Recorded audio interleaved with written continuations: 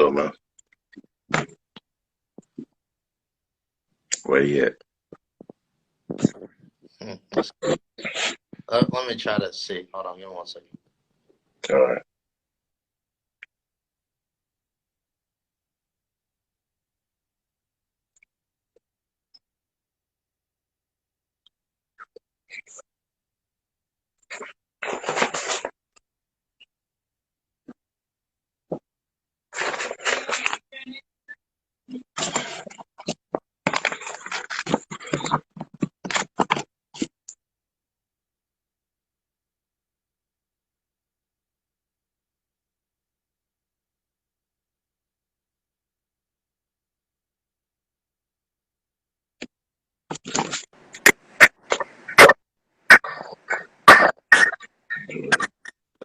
What's going on, dog? What's up, man? You ready? Yeah. Told you about the situation. Oh, yeah, that's the predicament I'm in right now. Yeah, I know, man. Get well, man. Appreciate you. Appreciate you. How's everything going with you? I'm good, man. That's good. That's good.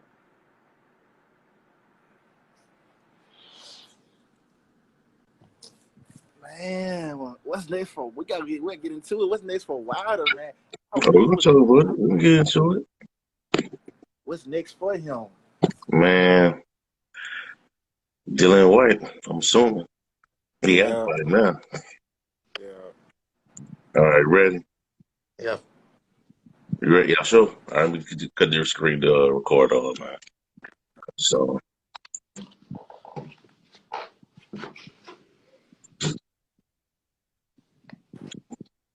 just give me a sec.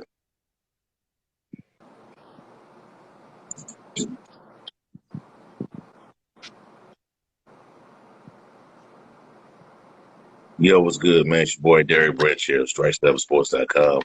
Today's episode of the Strike 7 Sport podcast. Got the panel with me here today, Brian Bada, Leo Seabury. They're the team, part of the Strike 7 Sports team. And we coming off another wild, crazy weekend of sports. And it continued on to Monday. Um, it was a wild Saturday, man. I'll just say it like that. It was a wild Saturday. We had a lot going on that day, like a lot of events, a lot of football, boxing is one of the best Saturdays I've witnessed in a while in regards to sports. Start off with a Red River Shootout. You know, Brian Bottles, Oklahoma Sooners came from behind, beat Texas due to a quarterback change. Caleb Williams comes in, balls out, win the game. They knock off Texas. Texas still ain't back. I thought they was halfway back, but they ain't back. I thought they were back for like 3 quarters. I'm like, yeah, Texas is back. But they're not back, so they got beat. Then while that game was going on, we had Ole Miss and Arkansas playing.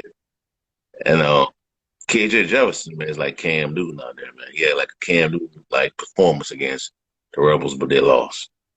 Then Mm-hmm. we had the game of the late night game, Alabama and Texas. That came up to be an upset, and then we had to fight with Wilder and Fury. But I want to, in this segment right here, is opening bell. I want to talk about this Alabama Texas A&M game. So when I saw this game, the game, the schedule, and I thought about the fight, I'm like, is CBS really trying to compete with this fight by putting Alabama and Texas A&M on the same slot? Because I don't think they're gonna win because Alabama was gonna get blow A&M out. And I'm like, man, why y'all just couldn't let Boston have the night? Y'all just had to put a football game on. So I kind of, blowed it off. I put the channel to the football game, and I saw the score: Texas A&M 10, Alabama 7. I'm like, wait a minute, come on, man. I know this ain't happening tonight.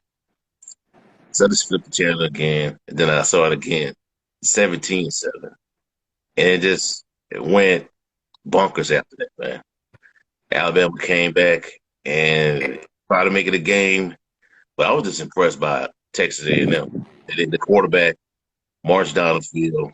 He got injured, came back in the game, marched him down the field, and they won it. So Alabama got suffered the first losses of the season. But I want to talk to Leo on this one. You had made a bold prediction, believing that Alabama was going to lose. I want to know. I want to ask you, what went all into that? What made you think about that? Well, when I first was picking the game, I like to do something a little bit wagering. So I picked the game. So I said, you know what? I looked at Alabama's schedule and I said, what game do they have? What team ahead of them has the best chance of beating them?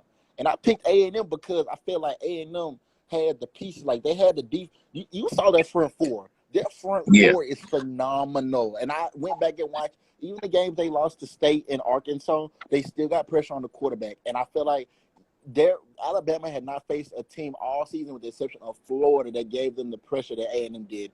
And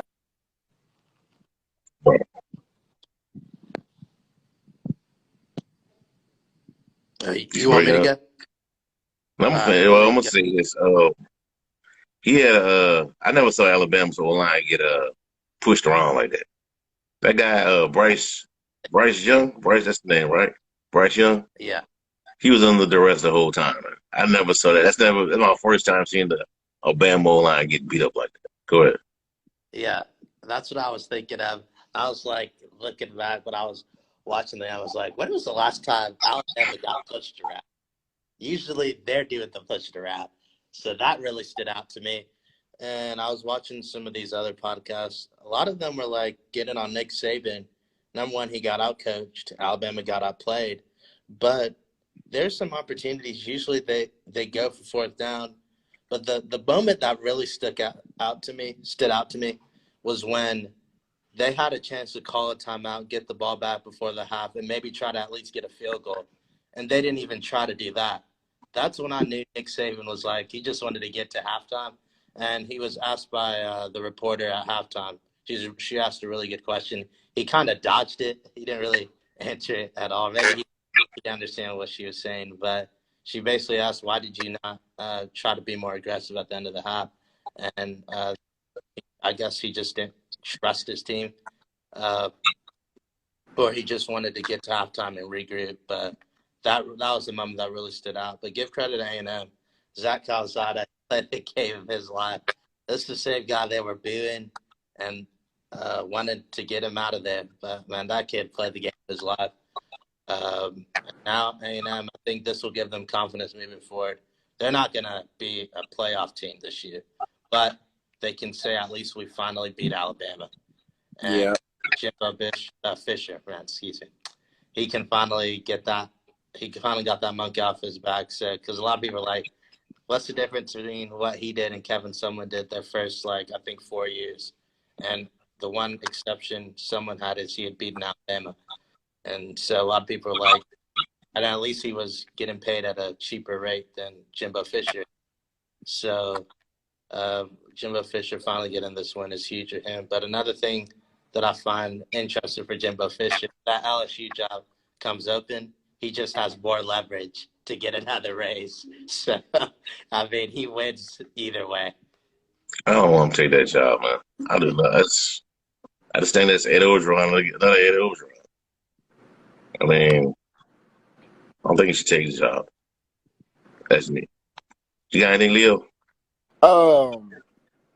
A&M, like you guys have to give people A&M credit. They really executed the game plan. Like y'all, like they did something that I never thought a team would do against Alabama. Established a run early and often. Like I said, Isaiah Spiller, that guy was bursting. Like he wasn't through with Alabama. I'm like, this is not the Alabama defense we saw the whole year. I'm like, no, this is I couldn't believe it. So I was just very surprised at the willingness and the freedom that they gave Spiller to just run through the middle and it's everything. And so it's just really you got to give A&M a shout out for that. That's a really good performance, and it got a rank. They're 21 now, so congratulations. Yeah, but you know what? I look at Alabama's schedule, right? I got the next 5 games up. And they play I see another L on this. I see another potential L on this schedule. And that L could come against Arkansas, man. I don't know if y'all still watch KJ Jefferson yet, man, but that guy got giving all these Cam Newton type vibes, man. Y'all watch him play yet? I've seen him play. I was watching. I was at a bar. I was at Newbies watching the game, the OU game, Right. the Ole Miss game. So I saw both of them, and I liked the decision by Sam Pittman. I just didn't like the play call they ran at the end because when you run those type of plays, if the defense takes away your number one option, then you're kind of stuck. But yeah, KJ Jefferson is really, really special. If I actually see another game that could give Alabama trouble, and I never thought I'd say this coming in, but I think those Volunteers are up to something. They're going to be Yeah. somebody that's good. I think they are. That offense is rolling, and their defense is solid enough that they can get stops when they need to. They're going to beat somebody good. I think they could even beat Ole Miss. I'm Do bummed they that play Georgia? They play Georgia? Yeah, they also play Georgia. Oh, man. Look at the dog. It's in Neyland? Yeah, so that could be Oh, interesting. man. Hey, you know what would be funny? You know what would set social media ablaze? Yeah, If Alabama go down to Stark Vegas and lose. I could see that Against happening. Cowbells. Against Cowbells. Come on now. Usually Alabama, after a loss, they're angry. And that's like, even after But that. dude, it's that year, though. It's that year, though. We in one of these years where everybody taking L's. Yeah, but Alabama, after a loss, I would not want to face that. I know Nick Saban got after that They team. gonna get that dog crap beat out of them. Mississippi State. But they beat Texas A&M. Yeah, but I mean, We already made this analysis. A&M, okay, but every game has its own story. Yeah. And trust me, I don't think Mississippi State is gonna like the end of their story on Saturday. No, and I mean, but I just think it would be funny. I'm just thinking, but it would be like really, interesting if they go down there and lose. But I think that another L's on the schedule, man, and that's going to be probably against Arkansas, man. Archie to see another L, man. But you got anything else to add to that? Yeah, I was just gonna. Go ahead, Bart. Yeah, let me get. I was just gonna clarify that Tennessee Alabama game is in Tuscaloosa, but if Tennessee can keep that offense going, I think they have a chance to beat Alabama. I really do. Brian, I looked at the last time Tennessee won against at Alabama. It was last time they beat Alabama was 2008. So I had to look and see what was this what's the main thing that Alabama's been able to do. Tennessee ain't never been able to run the ball against Alabama ever. Ever in the last 13 years. I was like, I can't see Tennessee going into Tuscaloosa and taking care of business. I'm just sorry I can't see it. Now, I can see Ole Miss and Tennessee being a great game. I do agree with you on that, Brian. I do think that Ole Miss, I think it'll be decided late in the fourth quarter for sure. Yeah. Yeah. But this Tennessee team, they're not really a running team. They throw that ball around. I mean, they did run all over Missouri, but everybody's doing that. So that ain't really that big of an accomplishment. But I like this quarterback, Hooker. He kind of has had his up and downs, especially when he was at Virginia Tech. But he's just given the Vols a stable presence at the quarterback position. And Heupel, he's just a really elite offensive mind, and they'll run that up-tempo offense. And I think that's really the formula to beat Alabama. Rarely can you run a pro-style offense to beat Alabama. You got to get those guys, those big linemen they have. You got to make. They can't get in their stance. You got to just keep on running plays. That's how you beat them, in my opinion. Or you can beat them physically like Texas A&M did. But very few teams can just push Alabama around. It's just not going to happen. But, and I want to – go ahead, Brian. But it's going to be interesting to see. I don't know. Can we touch on the Oklahoma-Texas game real quick? Good, man. Yeah. Spencer Rattler, I don't know. I love the kid, but it's Caleb Williams' team now. That kid Caleb Williams is special. He just has it. He just didn't turn the ball over. He just made so many insane plays. and I think he has a chance to be really, really special. And I'm not going to rule out that Spencer Rattler doesn't maybe get another chance if Caleb Williams doesn't play too well right away, because people got to still remember he's still a true freshman, and he's still going to have his growing pains, and or he could get hurt. You never know. But just Caleb Williams and the way the Oklahoma offense is, people think Lincoln Riley is just all about throwing the ball. When Oklahoma is playing their best offensively, they're running the ball at a really good level. And I think with Caleb Williams, his ability to run and throw it just allows the offense to have a higher ceiling. Yeah. Yeah, I want to ask you something too, Brian. So in the presser today, Lincoln Riley's put out that he's still undecided on who's the starter going forward. What's up with that? He knows who the starter is. You know, you got to just say that in the media, because he Yeah, knows who's PC. going to start. He knows who he's going to start. And look, maybe Caleb Williams struggles in practice, but as long as Caleb Williams gives him a reason to put him on the field, he'll be on the field. I thought it was interesting. Someone asked, could he ever consider doing a T quarterback system?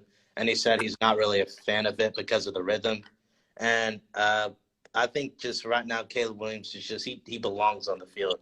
He just makes plays. And Spencer Rattler is a good QB.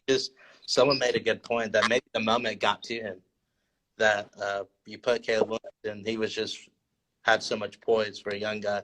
And Spencer Rattler, he just was forced it maybe 2 times too much. And I don't know. The game got to him. And I just think right now you go with Caleb Williams because he gives you the best chance to win. All right. Anything to add, Leo? I feel that we are a prisoner of the moment, and people are impressed by what they last see. We It's the last way of saw the world, Caleb man. Williams. We last saw Caleb Williams lead in the second half, but we don't forget who the starting quarterback was the first 5 games of the season, and the guy who, first of all, Spencer Rattler.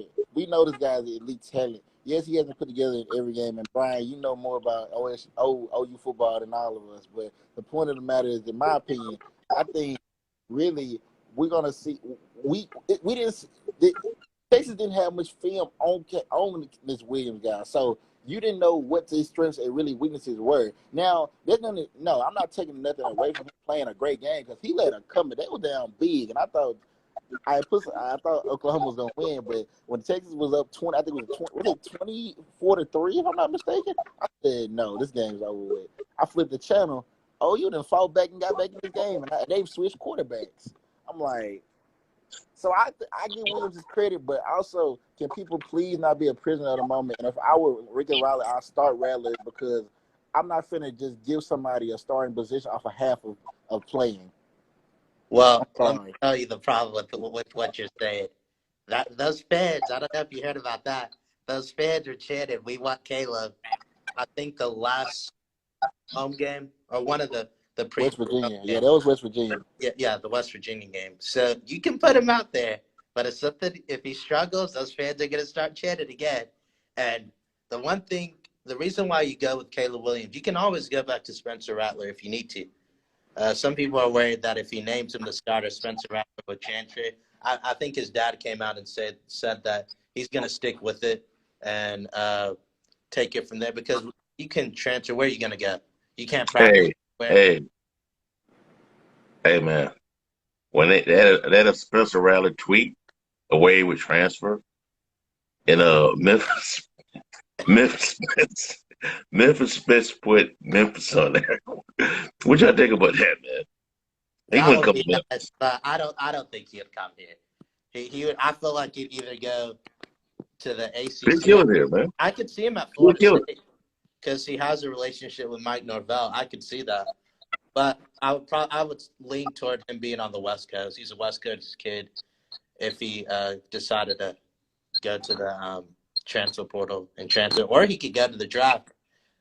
It's risky, but I think he might as well be done with college, go to the NFL. You won't have pressure to start right away, and you can just learn the system. That's another possibility. But I think he'll stick it out for the rest of the season But like I said, what you got to understand, I see what you're saying, Leah, but what you got to understand is you don't want to lose your locker room. And the team knows who the better quarterback is. Everybody knows. And so you got to go with Caleb for this game because he just is playing at a much better level right now. And like some people are calling a QB controversy, there's just some stats. It's not really controversy. It's pretty clear that Caleb Williams is just playing better. Bottom line, and he's just the biggest thing is he's not turning the ball over. If Spencer Rattler didn't fumble that, probably would have been in the game. But this guy on one of the Oklahoma people that does his own podcast was saying if Texas probably wishes that play hadn't happened, they may have won the game because they were doing a good job on Rattler. But yeah, I think it's Caleb Williams' time. And again, you can always go back. Like, people think just because you make a change at quarterback doesn't mean you can't go back to Rattler. You can go back to Rattler.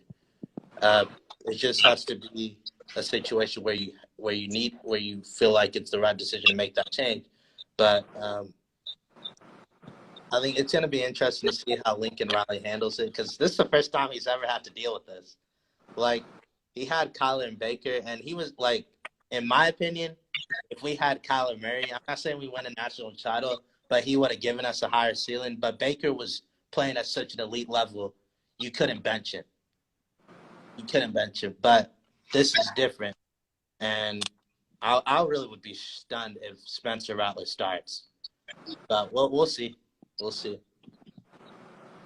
All right. So moving right along, and once again, we got to address the big elephant in the room, and that's the Memphis Tigers. We lost. They lost once again by a score of 35-27, and the posts were out. Outrage, Memphis Twitter, the frustration about Ryan Silverfield getting fired, Hugh Freeze tweets, the banner, the frustration, and I get it. But me personally, I'm a little disappointed. I think I may have overvalued what was on this team this season. I thought, well, since we had so many guys coming back on defense, so many seniors coming back. Like I said last week, I know even though it wasn't a 2019 roster, I felt like they could have made a run. Not a New Year's Six Bowl, but 10 games, they would have went 10-3. Finish out season 10-3, go to a bowl. 10-3, a 10 win G5. Finish the season as a G5 school at 10-3 is pretty good. That would be something to build off of going to the next season. We continue to utilize the transfer portal, get more players, get more people to come to the team. But it's not looking good, man. Memphis is losing games simply because of their defense, simply because guys not in position to make plays. I don't know if it's a scheme alignment or the DC's running a scheme that players don't want to be in. But I'm saying with the footage I've watched, guys, Memphis continues to give up big plays, man. Big plays where they give up a lot of yards.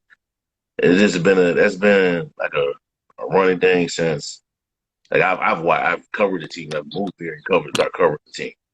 They give up a lot of big plays and always in a lot of shootouts.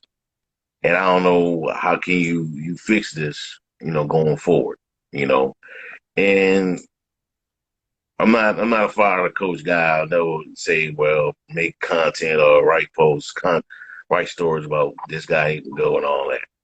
But maybe Ryan Silver me to look in a different direction to hire a DC. What do y'all think? You want to go first, or you want me to go first, Leo? All right, I'll go first. Yeah, I think if you look at the point differential between the losses, it's not that much. So the number one thing, they gotta cut down the turnovers. That's the number one thing. The defense, I think by now we know what the defense is. They've shown some flashes that they can be pretty good. But they're gonna give up plays. That's just what they're gonna do.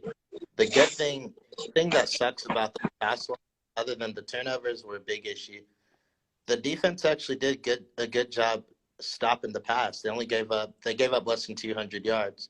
Yeah. The problem was they gave up too much running yards to Tulsa. And if you're turning the ball over and you can't stop the run, that's a recipe for disaster.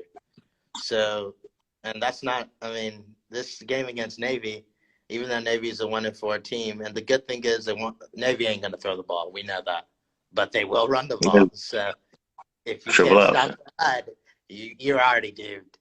So it'll be interesting. I'll be attending that game. And I believe the Tigers should win this game. You're at home. Even though Navy's better than maybe their record is, that you still should beat Navy at home. No excuses. But this is you get into a point of missing a bowl game if you lose this game. This is a must win in terms of that. Their chances of make to the AFC title game are over. In my opinion, they haven't. I'm not going to say they have a shot because they have a mathematical shot, but it's very slim. And your schedule isn't going to get any easier after this. You'll be facing some teams, so they got to win this. I looked at their schedule. You just win 3 out of your next 4 home games because that SMU game is going to be really, really tough.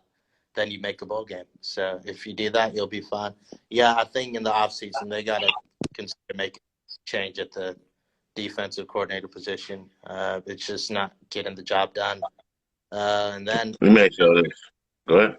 Yeah, it'll be interesting to see what they do with the quarterback position too. I think Seth Hennigan's done a solid job, but they may, if they want to bring Grant Gunnell, just have a more experienced guy in there. I could see that.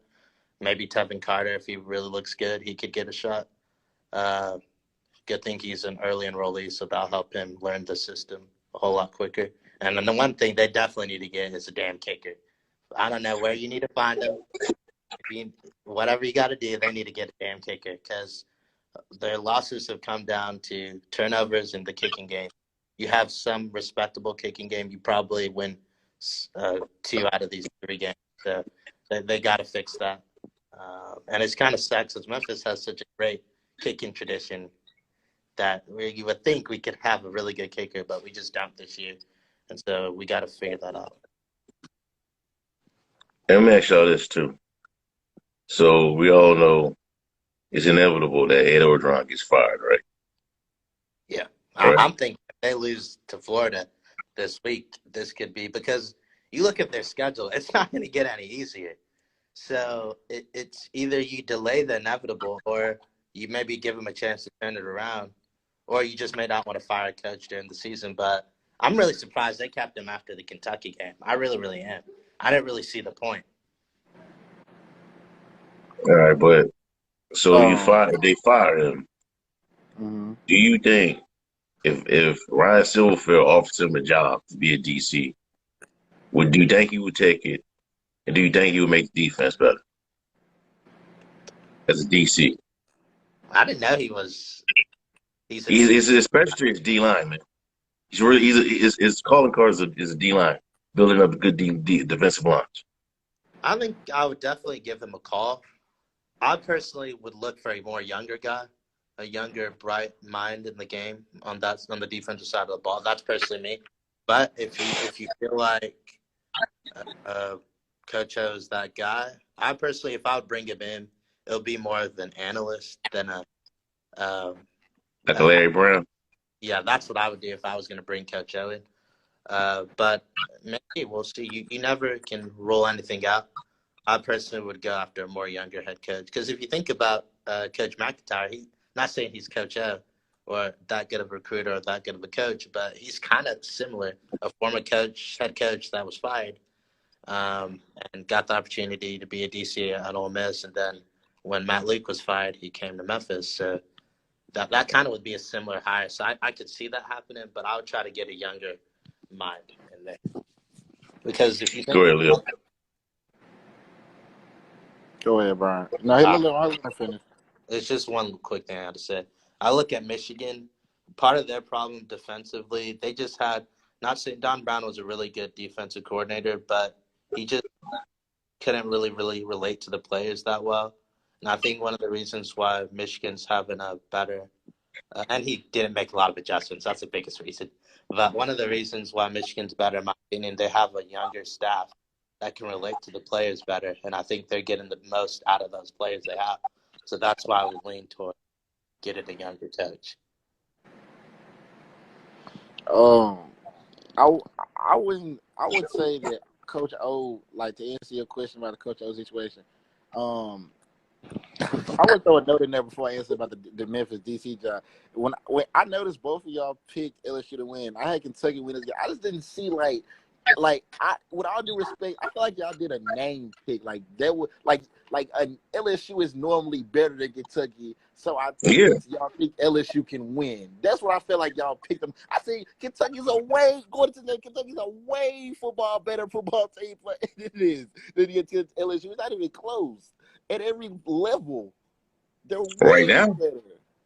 Yes, they were way better. And it was 28-3 when I said, I was thinking about y'all the whole game. I was like, my goodness, y'all. But yes, to get to when Coach O inevitably, pardon me, receives the boot, he should definitely Coach Silver should definitely take a call his way. And I would if I were Coach O, yeah, I'd go to Memphis. It's not the big. It's a drop in name recognition, like brand wise, because you went from LSU to Memphis. But you have a chance to get back on your feet. If you turn this Memphis defense around, you'll get your head coaching gigs coming back your way. Trust me, because no one's been able to do it. And you see, by since 2017, the amount of points Memphis gives up defensively has gone up every year, at least by 3 or 4 points. Every year they go and this year, Lord, my goodness, we not many points. It's around. I think, if I'm not mistaken, they're giving up around. It's in the late high 30s, early 40s. I mean, the Tulsa game helped lower down a little bit, but it's basically in the high 30s. But the point is, yes, if I were Coach O and I get the offer to come to Memphis and turn the defense around, I would, because it'd be one hell of an accomplishment because no one else has been able to do it. Yeah, it'd be great if he can do that. Because I think the buyout, I think is the big issue right now. Why he's still there? I think his buyout is like $20 million. Like if they fire him, he got 20 million coming to him. So he's like money won't be an issue. So he's set for life. So you can make him an offer, something that's solid, and he takes it. I mean, I think that'd be something that Mike Norvell didn't do. He didn't. Defense wasn't like this with him. That'd be great, But they gotta do something, man. Because I think if the whole Cincinnati and UCF is still going to be there till at least 2023, I believe, 2024. So I mean, you got to fix the defense, man. They got to win this Thursday too. They got to win this Thursday, and if they drop this one, man, I don't know. So we'll see. And that's on that. One thing I was going to say about Coach O, where I want him to end up, you already heard me say this. I wouldn't mind USC picking him up if he was available. I think he would do a good job. He's been there. He was there when they had success. As a coach? And, yeah, I think he could do Nah, man, he's not. He's not a West Coast guy, man. He's not. I don't like when people say that. He's not a West Coast guy. Coach. Yeah, man, you got to with that job, man. You have to you gotta have a certain swagger about you with the USC coach, man. It's true. All he has is an accent, and so maybe that's why some people that think he's good for the West Coast. But I think he's built a championship winning program. Now we've come to see that Joe Brady and Joe Burrow were the reason why LSU was as good as they were that year. Historically, great. But I wouldn't mind giving him a call. Would he be my number one option? No, because I think there's much better options out there. But if you get to a point where you're just looking for names and Coach O is available, I think you have to at least give him a call and let him pitch why he could be a really option for you at USC. But I think he could do a really good job there. Yeah.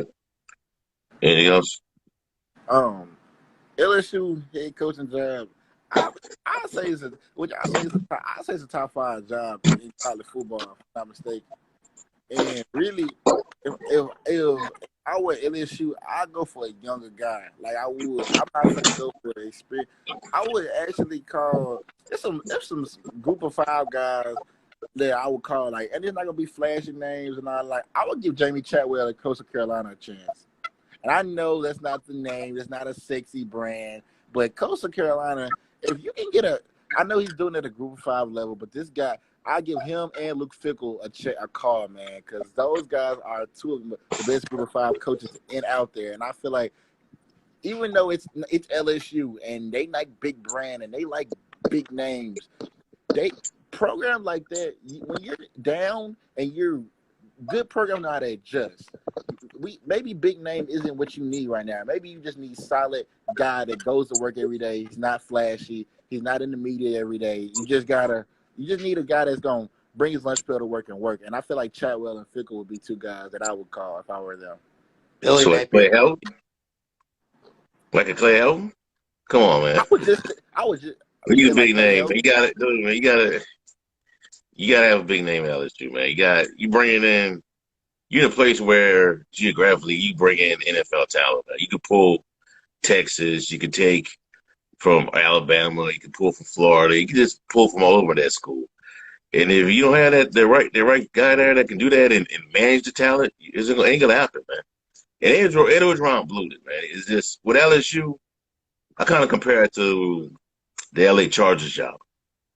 With the LA Chargers, they always had. If you ever really like pay attention to the team, the roster always had talent on it. All you just had to have was like a coach that can manage it and be successful. And you see that now when they have the new coach. That's kind of like it is with LSU. You don't need like a splashy name, like a big name to come out there. You just need somebody to manage it. And that Orgeron can't do that. So, I don't know. I'm not so sure I agree with that.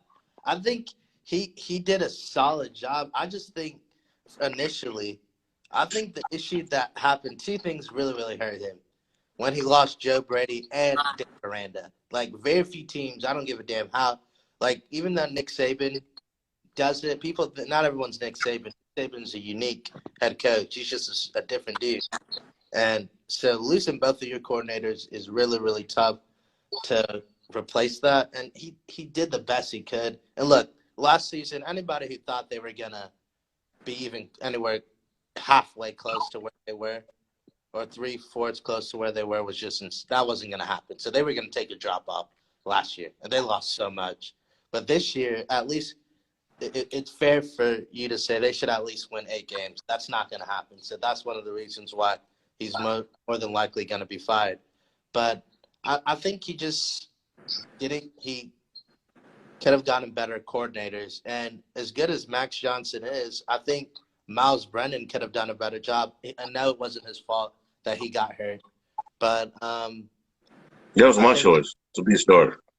Yeah. And so that's part of the reasons why they're struggling. So I think context is important when we talk about things. And so I think the next coach who they get will have to just be able to find ways to get the best staff he can get and find that quarterback. Because in today's game, you ain't winning if you don't have an elite quarterback. You don't think so? No, you can't. Not even Nick Saban?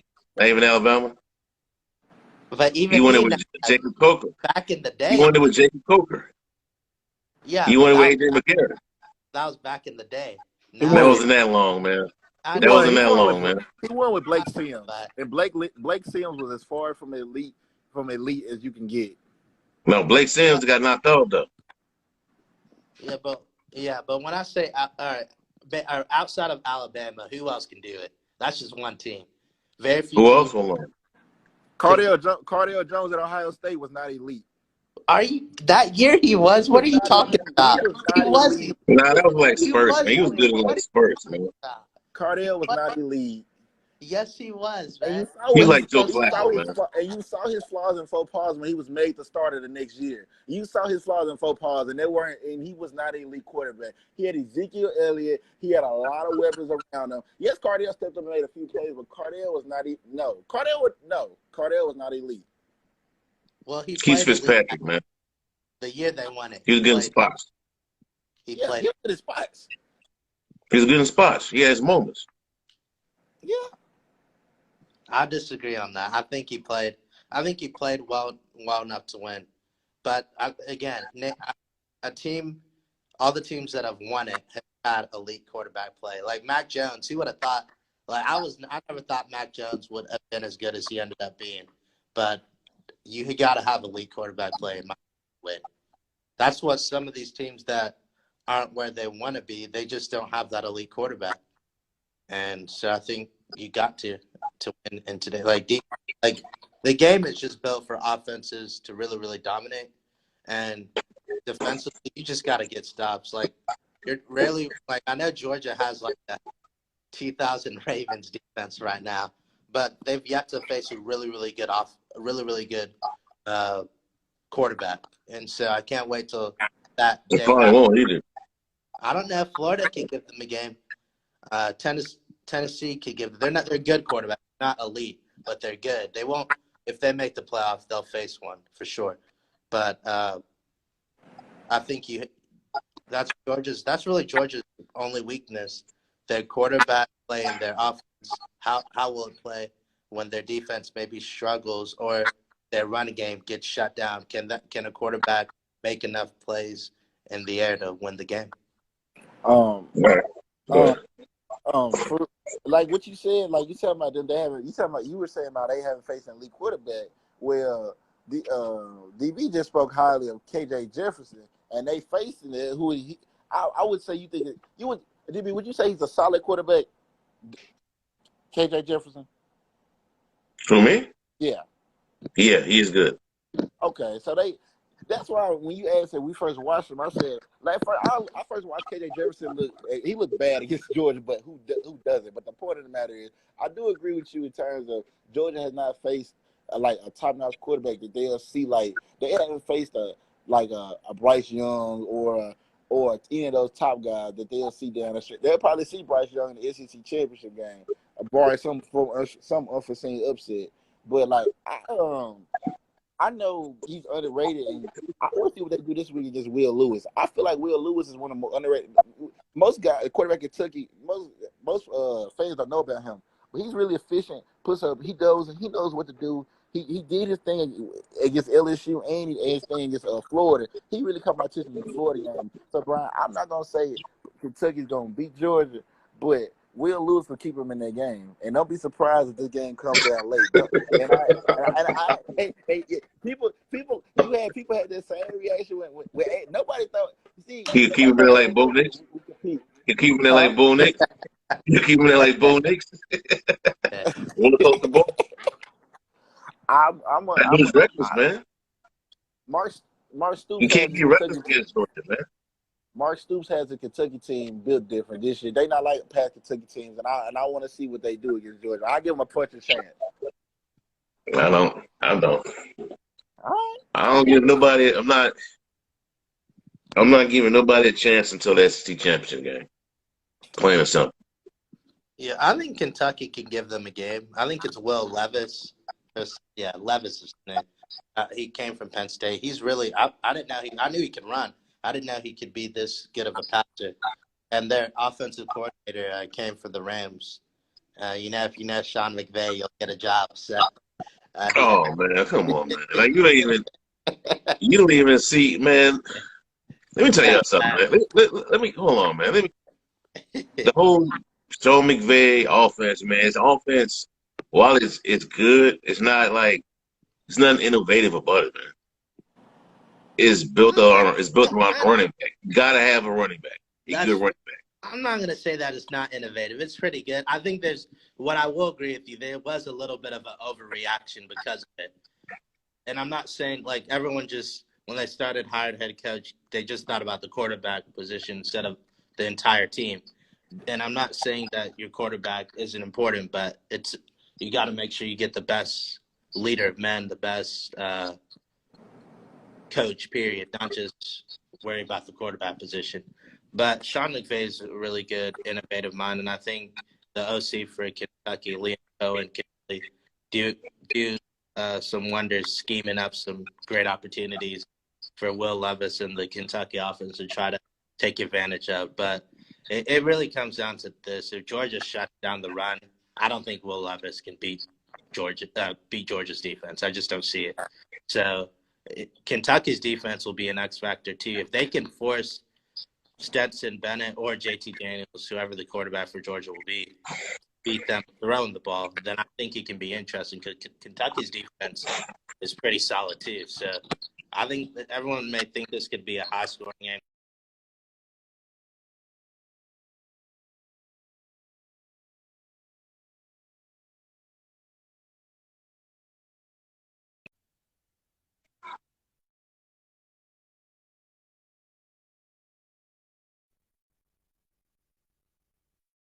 I was gonna. All right, he's back. He's back now. All right, man. But I don't see nothing. I don't see the big fascination with the dude offense. It's solid and all that, but I don't see it with Kentucky yet, man. But we'll see, man. I don't give them a chance, but who knows? All right, so moving right along. So the next, big after all the games went down, the next big thing that went down that occurred was the trilogy fight between Deontay Wilder and Tyson Fury. I ordered the fight. I saw it. It was pretty good. It was a historical fight. Glad I witnessed it. It was the best, $80 I spent on a fight in a long time. Compared to the ones I've watched on pay-per-view, Tank Davis fights, who else? The Charlos. They weren't nowhere near the level of this fight. It was worth it. It had drama. The crowd was in it. It was just one of those fights that had you on the edge of your seat. And I like to say, while I thought Wilder had a chance of knocking out Fury, he knocked him down twice in this fight. But from what I saw, from what I saw from the fight, it was like Wilder was trying to quickly deploy the right hand. For those who know, you'll probably know about this. The right hand of Wilder is the most vicious finisher in the history of boxing. The right hand, you know what I mean? And instead of trying to rush to me, it was like rush to get the right hand off. And he should have tried to instead box Fury. Try to fight it. Try to destroy the jab. If you'd have worked that jab and get away from those ropes, I think he would have beat Fury. And maintain and take the 12 rounds, he would have beat Fury. But for what I saw, man, Fury got up twice. And I'm just like, wow, man, this guy, he's just on a different level from all the other heavyweights in the division. He used that weight, his size, and it just made Wilder tired. And I saw it, I was like, yo, Wilder's going to lose this fight, man. If he don't do another knockdown, if he don't try to knock Fury out again, he's going to lose this fight. And that's despite him knocking down Fury 2 times compared to Fury knocking him down. But then Fury got up twice and then knocked him down 2 more times. And his refs called it off, man. But shouts out to Fury and Wilder. They both had a great performance. I think Fury's on a different level right now with all the other heavyweights in the division. I don't know who can stop him right now. I don't know.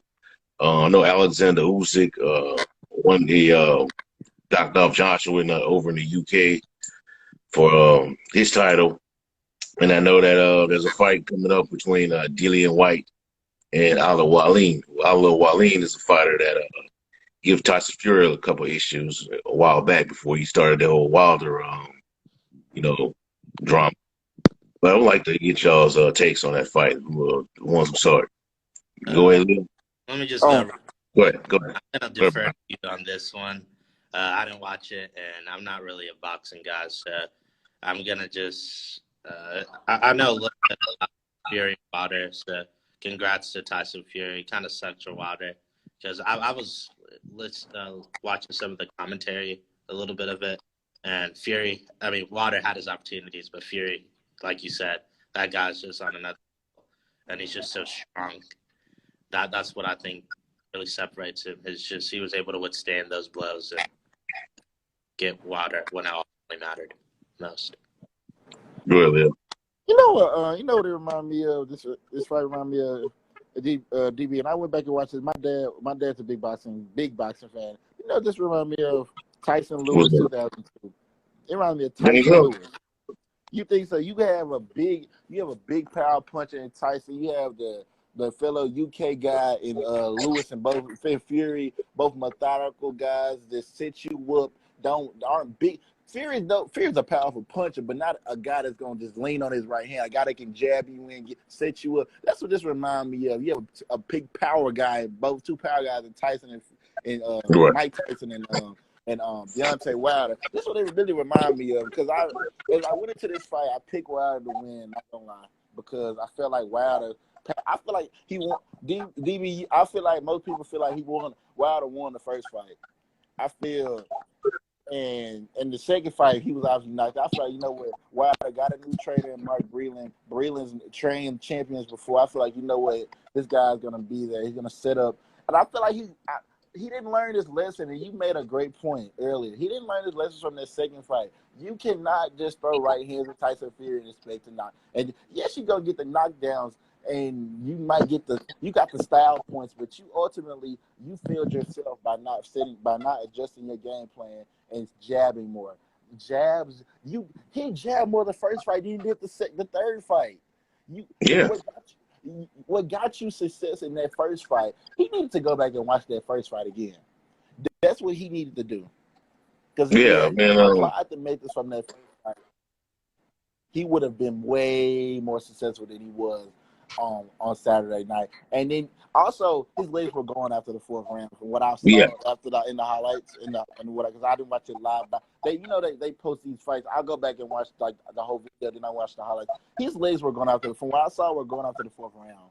And Fury did a great job of pouncing on him when he saw Wilder was on shaky legs. He did a great job. Fury what's different from Fury and most other heavyweights is that Fury doesn't admire his work when he gets a guy in trouble. He goes to work. He goes to pounding, and you're going to go down.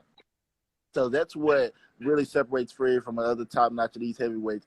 But, DB, what we were talking about before, I really don't know what's next for Wilder and I don't know what's next for Fury because, to be honest, I feel like that Joshua fight is never going to happen with Fury because Joshua, I don't think he's good enough anymore. You know, so yeah, I mean, Joshua, man, just really, I don't know what's going on with that. You know, that fight with him and Usyk, the game plan, like, it was the wrong game plan for Alexander Usyk because you try to be a boxer against a boxer with a style of be technical with a guy that's known for that. And I mean, I think they'll have the rematch between those two, but I don't know. But Fury just had a lot of different things in his tool bag compared to Wilder. He knew how to adjust. He knew how to do different things. He knew what Wilder was going to do. He said it in the presser that, hey, look, Wilder's going to be the same. He's not going to change because we got the trainer. What's the guy? What was his name? Dang. Mark Breland. Not Mark Breland, the new guy. Malik Scott. Malik Scott. Yeah, Malik. Yeah, like Malik Scott. He's like, okay, it doesn't matter. He's going to be the same. And he was right. You know, this all he had to do, man, just stay away from those ropes, throw a jab, and just move. You know, people wouldn't have liked it, but you knocked him down twice. All you had to do was run the football now. You just be conservative, throw a couple jabs, and get it to 12 rounds. Just survive to 12 rounds. And that couldn't happen. But go ahead. Would you say after 5 rounds? Yeah, but would you say after 5 rounds he was ahead? Say again? Would you say after 5 rounds he was ahead? Wilder was ahead. I felt like he was, but then I was looking at his, like, he was getting tired and all that, and I was like, yo, he's on the verge of losing this fight, man. If Fury gets him with another shot, it's done. And Fury got him 2 more times, you know. But Um, I don't know. Who knows when Fury will fight again? But I know the whole trilogy between him and Wilder is over, and it won't be another rematch. It won't be another Ford fight.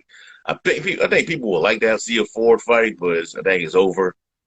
And Wilder, I think he'll come back eventually, but it won't be probably sometime next year. He'll be back in the ring, but I don't know if it's going to be against Joshua though. But it was a great fight, man. It was worth the money. Anything else you want to add? It was like I said, it was a legacy fight, and I had tweeted that before. This was a legacy fight for both guys. For Tyson Fury, it was about this guy. It was about really because a lot of people thought Wilder won that first fight. It was about validating that second victory that he had, that second fight that he had over there. He really proved that he was a top notch heavyweight. For Wilder, it was really about avenging the only loss of his career. And now Wilder can say he's really 0-2-1 against the only guy. This is the only guy that never beat him. And that's what Wilder wanted to do. Wilder felt like Fury was viewed as the top heavyweight of his generation. But Wilder felt like he was the guy that had all the WBC title defenses. He was the guy that ran the division for I'd say about 4 or 5 years. Wilder was every top notch heavyweight went through him. And he wanted to get back to that point. So it was like the legacy and the storylines going to the fight were great. So that's why I really liked it. I liked this fight, and I just don't know, DB. Like I don't know what's next for Wilder. And he might, like you said, he might have to face a Dylan White he might get a chance. He might have to go against Otto Whalen or somebody like that. Or even an Andy Ruiz. So Yeah. So he's gonna Some have people to. think that's dangerous. What'd you say? And some people think out there think that could be a dangerous fight for Wilder. Andrew Reese. I'm like, I don't know. I doubt it. All right, so shouts out to both fighters, man. Great effort. But moving right along to our next topic, and that's John Gruden. Man, Oh, man, hey man.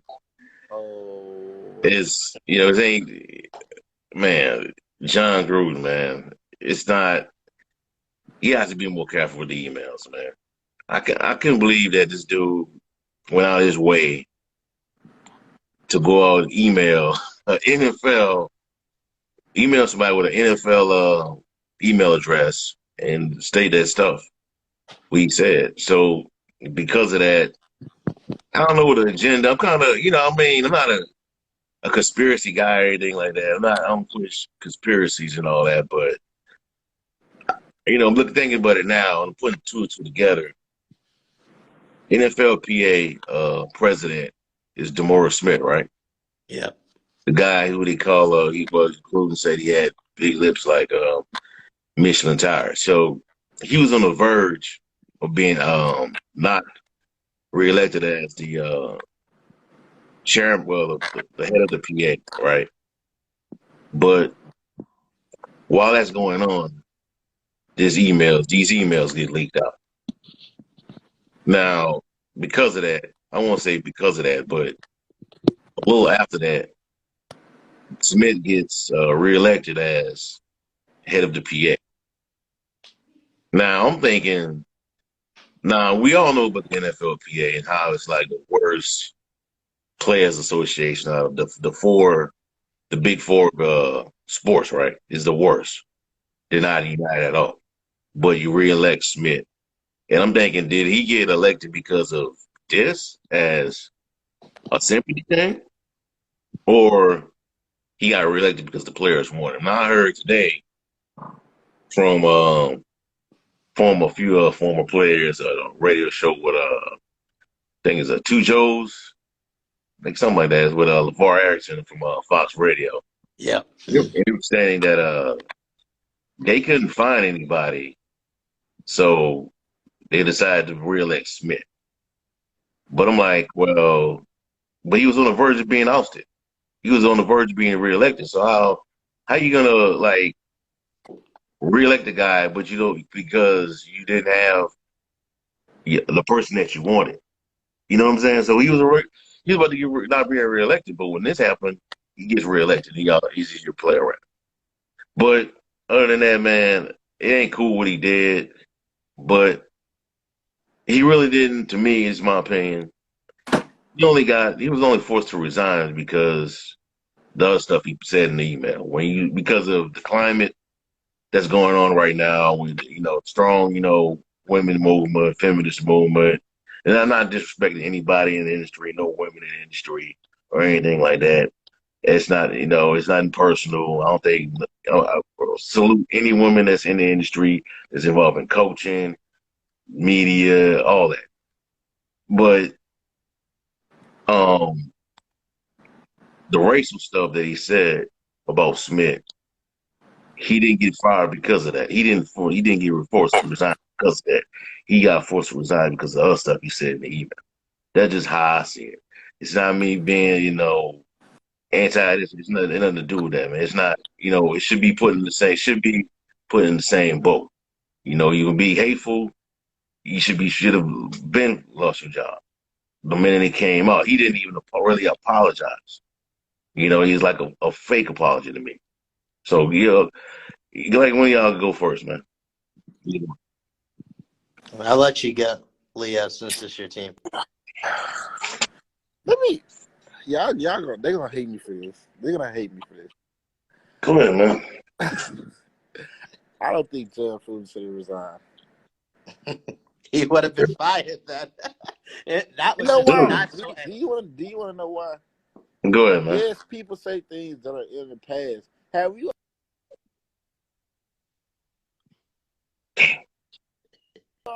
Have you?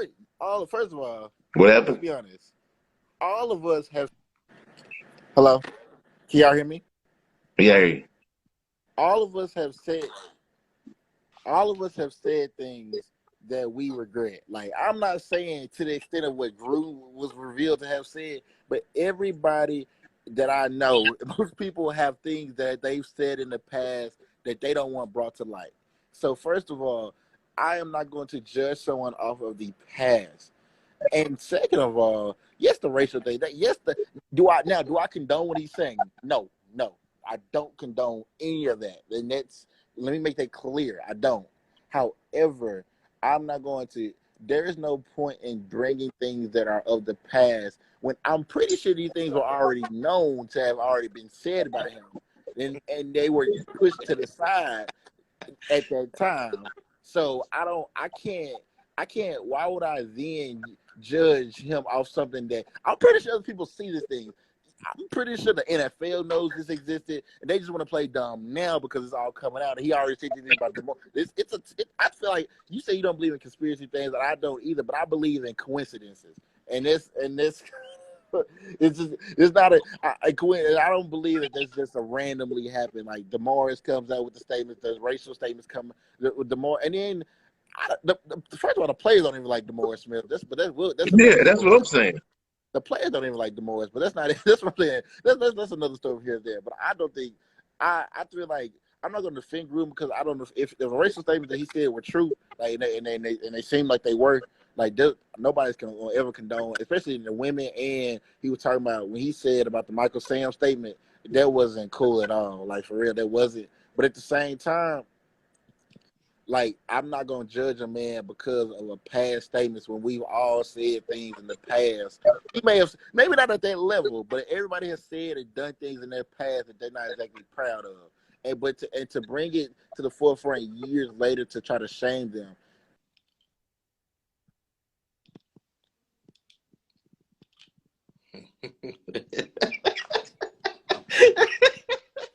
This was too much. Right. I think you Go got. ahead, man. You ready? Finish? Go finish, man. Finish. Say what you gonna say. You broke up? No, I'm right here. I'm right here. Now I was Finish what you saying gotta say. I just feel like Gruden. Okay, now am I the fruit? Maybe I'm coming off as a homer because I'm a Gruden. I like Gruden as a coach. Maybe I'm coming off as a homer, but I have to. But I'm not even talking about as Gruden the coach. I'm talking about Gruden the person. And yes, Gruden's not perfect, but like I said, a person should not be defined off their past. Like you haven't heard any play. First of all, the reports came out. When the reports came out, Raider black players came to him and said, "We are behind you 100%." When you have, and these weren't just average players, they were high profile players. They didn't name them, but they said high profile guys came to Gruden and said, "We support you 100%." when these reports came out. So he's not like he lost the locker room over this. He didn't. But because most of the players were behind him. Bro, dude, Huh? the clients, man. Yeah, but it's just you can't. Some of those things he said can't be just like a lot of it. You can't get away with these times, and some of the stuff was just plain mean. But I just don't see why he felt like he needed to resign. And you say he would have been fired. I don't actually you. I don't know. I'm gonna say resign. I really want to say resign, but you know how it go, man. Resign, fire.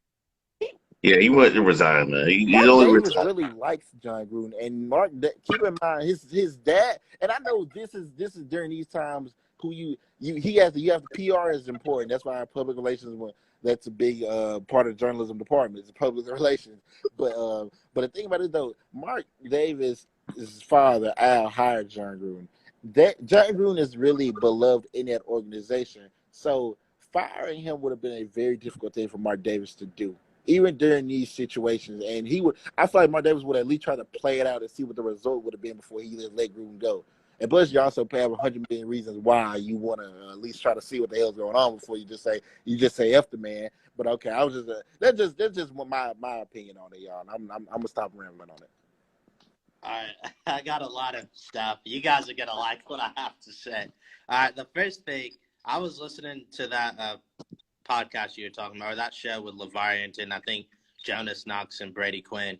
They made a good point. Somebody in the NFL wanted John Gruden out. I agree with that. That's the part I agree with. I think somebody wanted him out. And my thing also is, how the hell did ESPN not know this?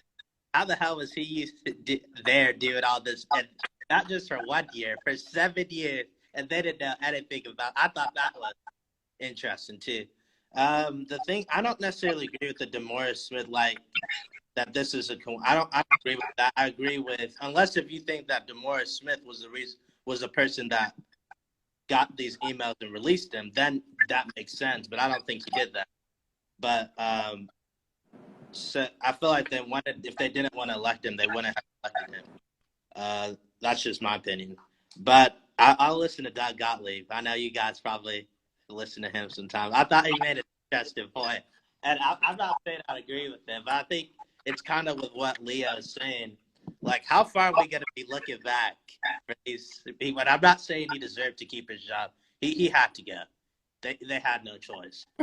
And I do agree with you. If it had just been one email, they probably would have kept him. But after all, like, it was just a bunch of stuff. And if you read, someone also said, if you read the New York Times article, that just was a perfect reason why John Gruden had to go. But Doug Gottlieb, he was saying, how far are we going to be going on this, going back into people's past? Because we can open up a lot of stuff. And I mean, I agree with him. I'm not saying that he's right, but I think he does make a point that we're opening a Pandora's box, and a lot of people get fired. And some people were saying, like, emails are private. But my thing is, why are you sending that stuff in the first place? That's just a stupid decision. Whether someone sees it or not, you shouldn't be saying that stuff, period.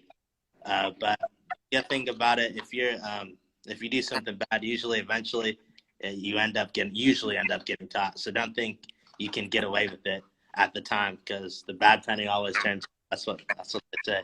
So I think it's interesting to see how teams are moving forward. The big thing that they're talking about it, is Dan Snyder going to get off the hook? That's what I want to know, because he's basically because he's a billionaire, he has that money to just shut a lot of people up, and nobody's going to see those emails. No. We want to see those emails, and we want to know everything. So we need to know if we need to get him out of there. That's the thing that I think that's the next step in this thing, because John Gruden, it's fine that he's gone, but Dan Snyder, if he is doing this via his emails, he doesn't need to be an owner, in my opinion.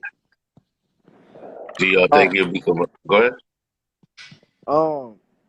Sorry, my thing is this too though. Booger McFarland was talking about during the halftime show, because apparently if anybody watched it, y'all, I probably some of y'all watched the Colts Ravens game. That was him being Gruden resigning was the headline of the game. It was even more of a headline than Lamar's game performance. And so, like, when Booker finally said something, my mama always said, and I'm pretty sure y'all's family, y'all have heard this before, what's done in the dark will always come to light.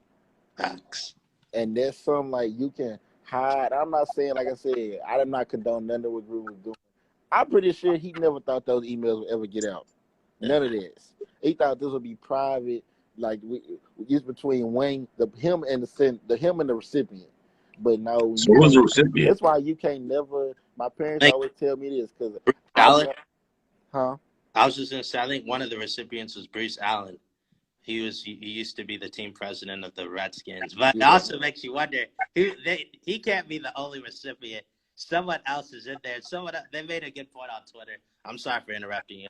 It got me thinking that how could someone see these emails and think it's okay?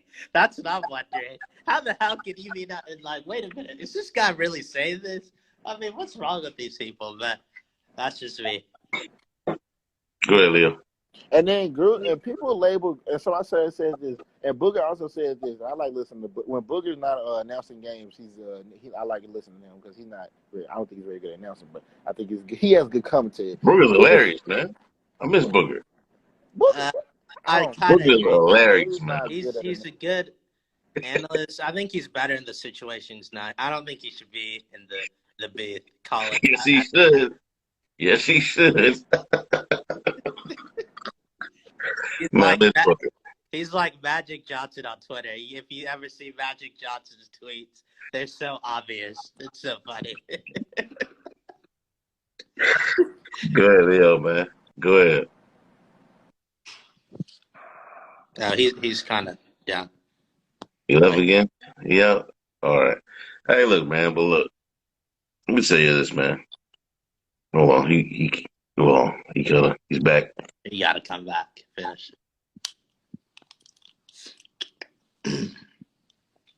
Well, man. But another thing I was gonna say is, if I don't know if you've seen the odds on who the next Raiders head coach would be. Have you seen them? Do you know who's leading No. them? Eric Oh. Bieniemy. I thought that was interesting. I don't know. I know it's just early. I also seen a tweet about from Ben Albright saying that Yeah. Mike Mayock might look at Davos winning. Like, no, dude, you want to go? No. I saw Depending on saw how something about Joe Brady too. Joe Brady is going to be a guy that we look at from Carolina, and I would definitely. That's a young guy that I would. Joe Brady will be on my top 5 easily, and I might put him at number 1 because they also need a guy we need a guy that's defensive wise. Like, can we please go try to get David Shaw? I'd go give him whatever. David Shaw? I would love that. David I just Shaw is don't a know if he phenomenal would play coach. Stanford, but I would love David Shaw if y'all could Hey, get him. Leo, let me ask you this. You think Al Davis? Well, not Al. Think Mark Davis would rehire Dennis Allen, Saints defensive coordinator? You got a better team now, man. I was thinking, what was Jack Del Rio thinking now? That's something I thought that would be interesting. He would try to. I don't think he'll go back to that, but that was interesting.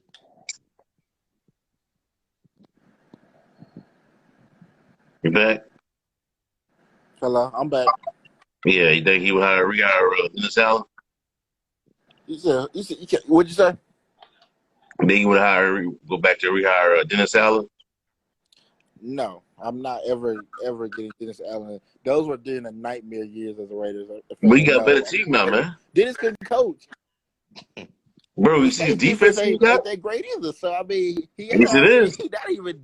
They say, huh? It's better than what it was. Defense better than what it was. And he has a quarterback. Defense better than what it was. He does. And he has a quarterback Well, now. I saw Dennis already. Yeah. I don't want to go back to Dennis. We don't need to do retreads. If I want to do a retread, I'd go back to Jack Del Rio. Yeah. He at least made us to the playoffs, 12-4. Man, I wonder what that guy is thinking. I got a raw deal, and then a few years later, But this guy ends up getting it and ends up getting fired. Well, technically not fired, but forced. Hey, man, but look, let me tell y'all this, man. And I think y'all know how I am, right? online. Like when a lot of stuff come out, I really don't like to say everything what I want to say. You know what I'm saying? Yeah. And just because you got an opinion doesn't mean you should be saying it. And just John Gruden just really screwed himself up with this one, man. You know, I still kind of wary of the agenda here with this these emails being leaked out. I mean, who else? There are probably many other emails being sent out like that we don't even know about, but it happens, man. And unfortunately, it caught John Gruden.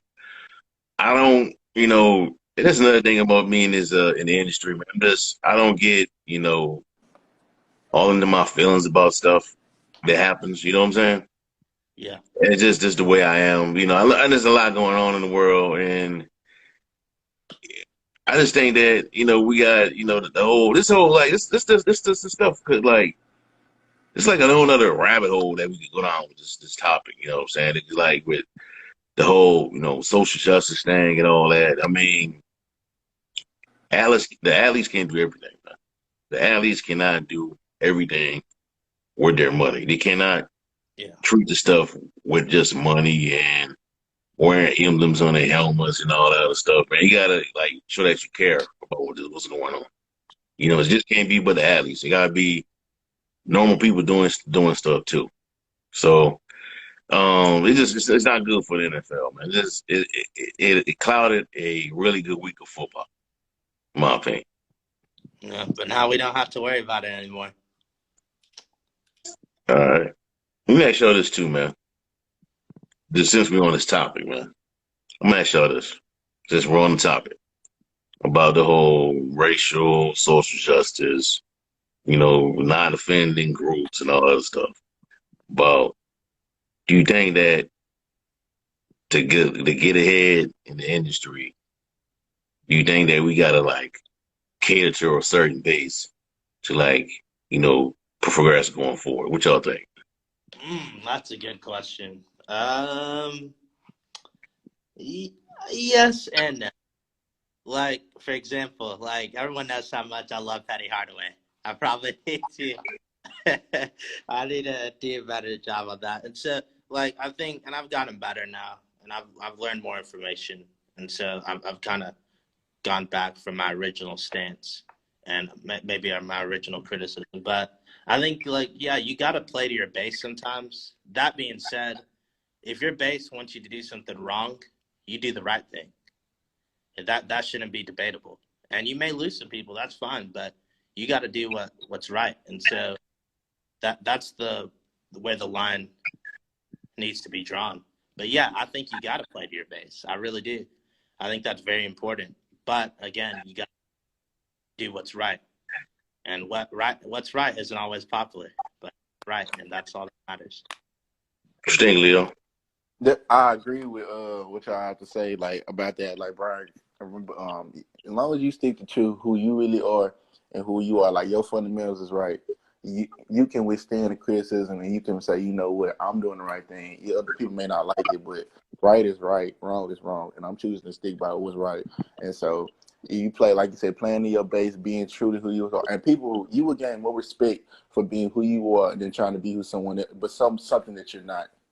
You would have more people respect. So I really think that playing to your base and being who you are and staying legitimate to yourself those are the key things. Go ahead. Go One ahead. thing that I saw, and I thought it was one hell of a point. They said the reason why the owners did what they did to in that Kaepernick case, where they didn't want their phones that so people could see their emails and text messages. This is the exact reason why. Just imagine if we had seen stuff like that. You know what I mean? Who knows what those owners are saying with those phones and those emails, and that's why they had to do that settlement, because they know that there's no way you can't tell me they didn't have. I'm not saying they had some of the stuff that John Gruden did, but there's no way there's some stuff they wouldn't want to. Even Tom Brady did the same thing. That's why he got his suspension. That he didn't hand over his phone. And I'm not saying, again, I don't think they said anything as wild as Gruden, but there's some stuff they just don't want people to see, and who knows what they could be talking about. Right. Yeah, anything else? Yeah, like on the Kaepernick situation, Lord knows what they were saying about him. Because he was, Lord knows, and we're not even going to get into it. We can let our mind just wonder what these owners probably thought about him. Because I want to go back to the Gruden situation just a little bit. People think like Gruden is the only person that said all this stuff. But he could compare to what, I'm not saying they saying this like this stuff, but these owners, do you not know what these owners are rich. These owners are rich white men, and look at. I'm not saying that they all white men are. I'm not trying to say they're all racist and anything, but let's just say they have certain viewpoints on certain things, right? Right. And most of the players that work for them are black, and they're called owners. So it already has not saying it's the NFL intention to mint it, but it's already a slave mind. It's already a cap. Like your name is an owner. When owner, it's already the system's already set up there. So you also have to look at it in terms of a guy like Kaepernick, like Bus going to get bucking against the system. Lord knows what they were saying about. I agree with her. I want to see what they were saying too, but I mean, they were so. Oh, we're not gonna let the NFL see this because I think they knew they would be in big trouble, and I mean big trouble if we ever saw what they were saying about him. Yeah. I'm going to say this a long time ago about the lawsuit. If he didn't have any dirt on him, they wouldn't have settled, man. He took the NFL. He got the NFL settled with them, man. Ain't too many people selling with ain't too many people gonna sell it with the NFL, man. Well, NFL ain't selling with a lot of people, you know. God dang, Brian. I was just gonna. One thing I kind of disagree with you on the owner thing, from the standpoint. I mean, I see what you're saying, but what else are we gonna call it?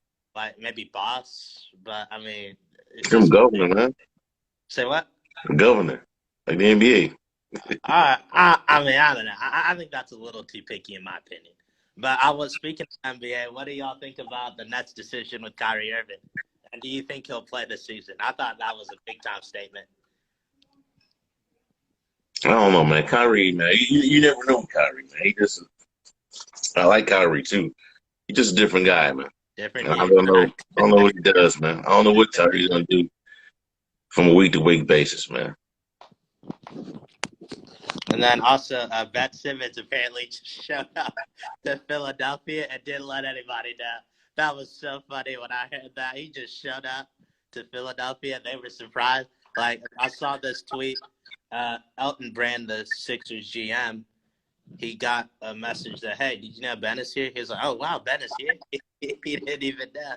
So I thought that was interesting. And then I don't know if you heard, a lot of people on Twitter are saying, what if the Sixers do a Simmons, Kyrie, Irving trade? What would you think of that if that went down? I don't know, man. I mean, they don't really help the Sixers, man. Well, I does think it? you I get have, a you get if Kyrie's all in, he's one of the top 15 players in the game, and so you lose at least like Ben Simmons. I know he's not that skilled offensively, but he's a really good defender. So you lose that, but at least you get that. Like you don't have to worry about that situation anymore, and you get a pretty good player in return. So I think that can work out for both teams. I think it would help Philly more than the Nets because, well, I mean, it could help the Nets because they have a really good defender. They could throw at the other team's best player and say, shut him down. But I think what made them great, in my opinion, what made them the prohibitive favorites is they just would outscore anybody. And obviously, you got to have some defense, have some role players for that. But if you can't stop if those three get going, they're almost impossible to stop. And that's what I think is going to hurt the Nets. And why I'm not sure they're going to win it, the title. I think this year is wide open, like the past few years. I wouldn't be surprised to see if the Bucks repeat. I like what they did in the offseason, and me being a Lakers fan, I'm kind of worried because we have some injuries and we're old, and I just don't know. But it'll be interesting to see. yeah. I also heard something about that Uh, Instead, James Harden might go to Philly. Yeah, Stephen A. was saying how Stephen A., since he's a Philly guy, he got a rep for his city. Or he used to work in Philly. Yeah, I could see that happening because originally, if Kyrie had signed his extension, then James would have signed his extension. They would have all been locked in. Kevin Durant already signed his. But apparently, James Harden wants to touch free agency. Because he's never done it. And You so want to step yeah, but apparently. And I could see that happening, but I don't know how Philly would be able to create a max spot right away. But if James Harden wants to come to Philly, Daryl Morey will make it happen. You can believe that. You can book that. So that'll be interesting. But that won't be at least until this offseason. So we'll wait until then. But I could see it happening if James Harden's just fed up, doesn't like the way the direction the Nets are going in. I could see him bolting for Philly. If Brooklyn would be a fool, and an absolute fool to trade him to a team they're trying to compete with to get out the East. That would be an absolute foolish move. You really see in conference trades. I mean, we saw Kyrie to the Celtics. That was really the exception last in conference trade that I remember. But Brooklyn, even if I'm gonna have a chance to get a young defender and a young talented guy like Simmons, I'm not trading James Harden anywhere to no team that I feel like is threatening me getting out of my comfort. I'm sure. No, it wouldn't be James Harden. It would be Kyrie Irving. Oh, I thought you were talking about. I thought y'all said James. My bad. My whole premise. My bad. But I still wouldn't trade Kyrie to the Sixers. I'm getting them to somewhere far, far away from me. Like where? Like I don't know, but he's not going. Detroit? I might send him to. I might have to banish him to somewhere that's not it. I might have to send him to Minnesota or somewhere because I'm not going against Kyrie Irving. I think they get better, man. Huh? Send Kyrie to Minnesota. I think they get better. They get better. They get better. Yeah, for sure. Who would they give up though? Huh? Who would they give up? Give up D'Angelo Russell. Yeah, and Edwards got to go too. Edwards ain't going anyway. That Edwards got to go. If I'm getting Kyrie Irving, I need to get your best prospect. It'll be interesting to see how this season goes. Are y'all going to Memphis Madness tomorrow? No. Nah. I'm going because this is my last time as a student, so I got to enjoy the festivities. But it's gonna be interesting. I don't know if y'all heard about the IRP. Man. About this. I'm just hoping that I feel like what's inevitable, they're gonna get a ban. The question is, when will it be? Will it be this season or after this season? That's the big question. But I believe more than likely they'll get a ban. And Did they get a ban? That's just what I think, and that's what precedent has shown us. But a lot of people are like saying, well, why they decided to play James Wiseman? And I know at the time it seemed so great, but you can't just do what you want to do. I wish the world worked that way, but there's rules, you better follow them. And unfortunately, I think they're going to end up paying the price. I think worst case scenario is like 2 seasons where they won't be able to participate in the NCAA tournament. That's what sucks, man. That's what sucks. Yeah, but they decided to make that decision. So I'm just hoping it doesn't affect this season. I believe they'll be able to, because I was listening to Jason Munns. He's pretty glued in with the situation, and he said they've been postponing it. The university and Penny Hardaway have been postponing this case as much as they can. But it's going to be resolved by April 2022, so hopefully by then we'll know. But I'm hopeful they'll be able to play in the postseason and have a chance to. I don't know if they can win the title because it's really hard to do that, but at least you make the tournament, you got a punch a chance. Yeah, we'll see how it goes, man. Hopefully, we don't have a repeat of what happened in 2019, 2020, where there was a lot of hype and, all the smoke and, a lot of anticipation of what could happen, possibilities. And, I was there. I was credentialed at the time to cover that team. It was a roller coaster, man. And I was there for the first night when I watched. everybody on the court. It was with James Wiseman. Had a great game. And then it was like a few days later, Friday, I was at work at my job and got the notification that this dude ineligible. It was a Friday. It was a Friday, like Friday evening. It was ineligible. It was all over the news, on ESPN, everywhere. James Wiseman is ineligible. And I was like, yo, I just saw that kid on the court, man. I was in the press conference with this dude, covering this dude. And this happened. And then after that, it was like a few minutes later, he playing. Like, he playing? Wait. I thought he's ineligible. And that just made it worse. I was just like putting gasoline on the stuff, man. Yeah. Hopefully, man, this year they could live up to expectations. They can run through the AAC. They can finally knock off Houston. I don't think it's gonna be a cakewalk, but don't sleep on Kelvin Sampson. Yeah. But hopefully, man, we can have better results going forward. But moving right along, our last topic of the day, and that's some NFL talk, some more NFL talk.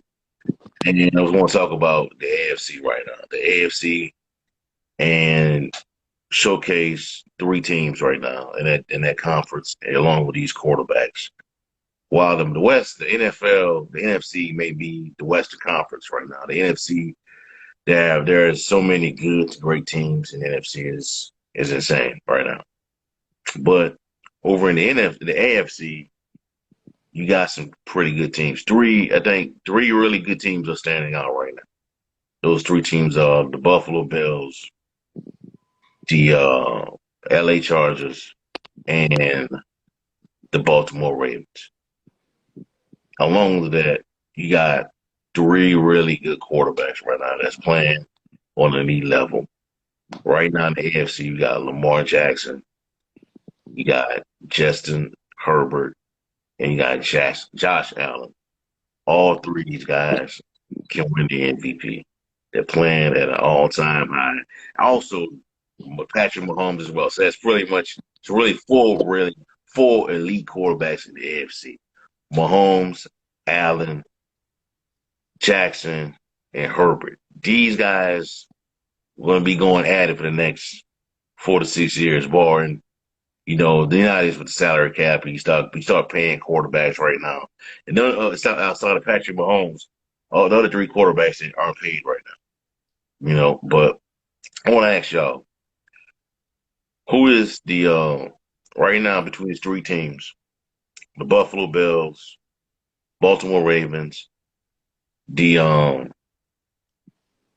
LA Chargers, who is the best team in the AFC out of those 3? And also the second part of this question is, which team out of those 3 can go in and beat Tampa Bay in the Super Bowl? If Tampa Bay gets there again and beat them, which out of those 3 can do it? Go ahead. Yeah, I give the slight edge to the Buffalo Bills. I like what I've seen from them. They got a really good run game, a really good quarterback, and a really good defense. I think you have those 3 things and a really good coaching staff. Those 4 things, that'll help you win in the postseason. Josh Allen, when he's hot, he's hot. But when he's playing some reckless football, you just don't know what you're going to get. So that's my one concern.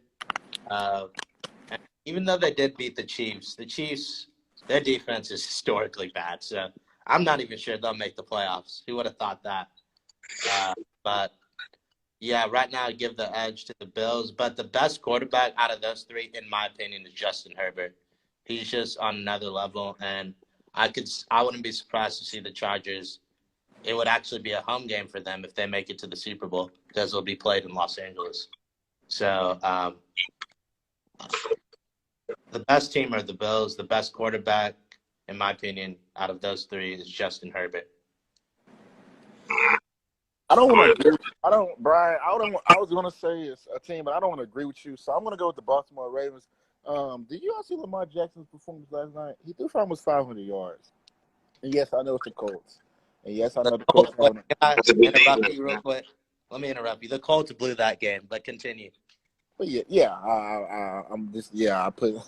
picked the Colts to win, but they disappointed me. But yeah, Lamar Jackson is a special player. When you have When John Harbaugh was asked last night about what happened, why his T didn't get down, he said, "I have Lamar Jackson. There's no reason to fret." They were down 25-9 with 9 minutes left in the game. Most of those are times. Most teams are done by that time, but not the Ravens. And I like Lamar's ability to step up in the pocket and have proved his throwing has improved so much since last year to this year. I think that despite the running back injuries they've had, they've been able to produce at every position in terms of they finding guys off the waiver wire that are producing. Tyson Williams, a guy that was on their practice squad last year, stepped up and produced well. They've had they're getting a little bit out of former Saints guy Latavius Murray. He's getting them a little bit, and I feel like the defense is where it normally is. I feel like it's going to come along as the season gets and they get more players back because they are facing a extreme amount of injuries. And when they get those guys back, I feel like the Baltimore Ravens will be that team. I think they're the best. They'll eventually become the best of those three. I feel like they're consistent. I feel like I feel like they have the most improved and they're already really good. I feel like the Chargers only can go down. I feel like the Bills only can go down because I feel like I've seen the best from both of them so far. I feel like the Ravens are probably the most injured team on this that we've named, and yet they're still 4-1. So keep in mind that they don't even have a full squad yet, and when they get a full squad and they get those defensive pieces back, and when unfortunately some of those running backs aren't coming back this year, but when they get those full pieces defensively back, it's going to be lights out for a lot of AFC teams. Yeah. So the way I see it, I like Baltimore. I like Baltimore. I like Lamar Jackson. I like it when I seen that as the way he's growing as a passer. He's doing it done with both his arms and his legs. I'm impressed by it. I thought they were going to make a run last year in the playoffs, but they ran into Buffalo and lost, unfortunately. But I like what I see out of Baltimore, man. But don't sleep on Josh Allen, man. Josh Allen is deadly, man. He's deadly.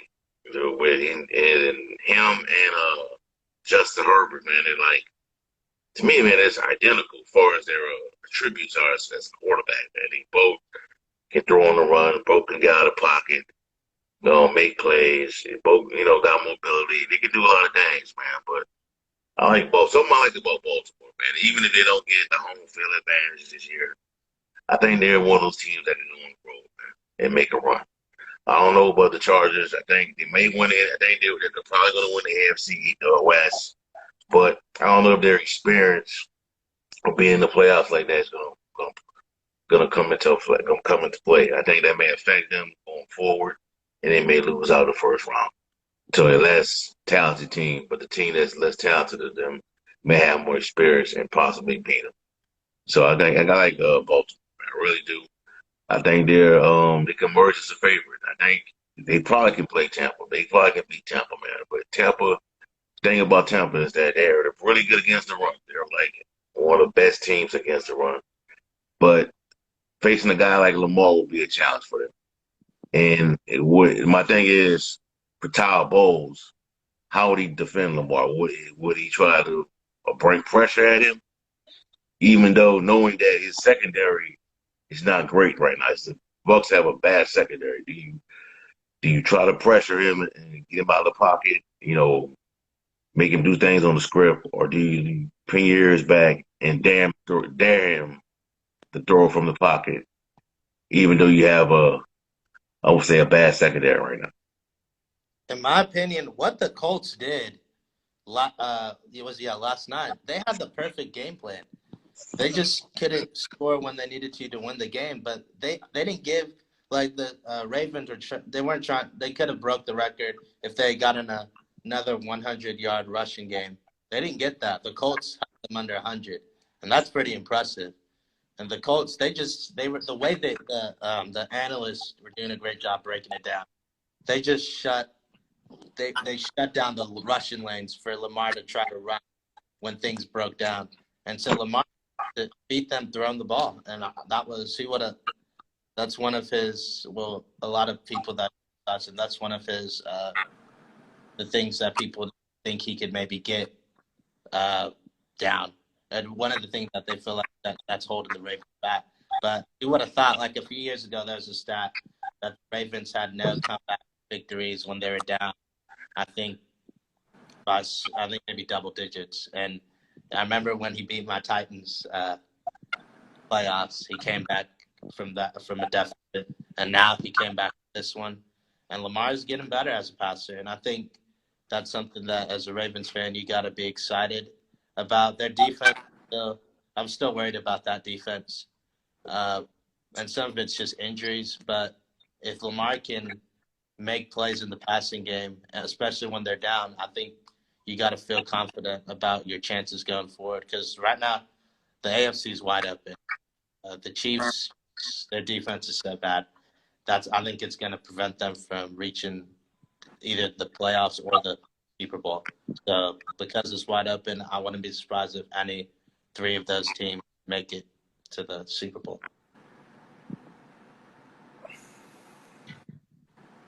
All right, let me ask you one quick question. Do you think Cowboys are pretenders or contenders? Cowboys are contenders. Cowboys are contenders. Okay, they're contenders. Dude, listen, man. Dude, this is a team. They're a good football team, man. They almost beat Tampa Bay, man. And look, they're better than they were last year. I'll give them that. And their division, they'll run away with it because the NFC is awful. But I was looking at the Bleacher Report. They did a great job explaining why they're pretenders. That defense, even though it's better, and they've been creating turnovers. Trayvon Diggs is an early candidate for defensive player of the year. Their problem is they're still giving up a lot of yards. And if you're getting turnovers, it can help you, and it can maybe offset those yards. But if you face a team, they really haven't faced an elite quarterback outside of Tom Brady. And they did beat Justin Herbert. Excuse me. They did beat Justin Herbert. But when you get to the postseason, you ain't going to be playing any cupcakes. You're going to be playing the best. And we're going to find out how good this defense can be when they're not getting turnovers.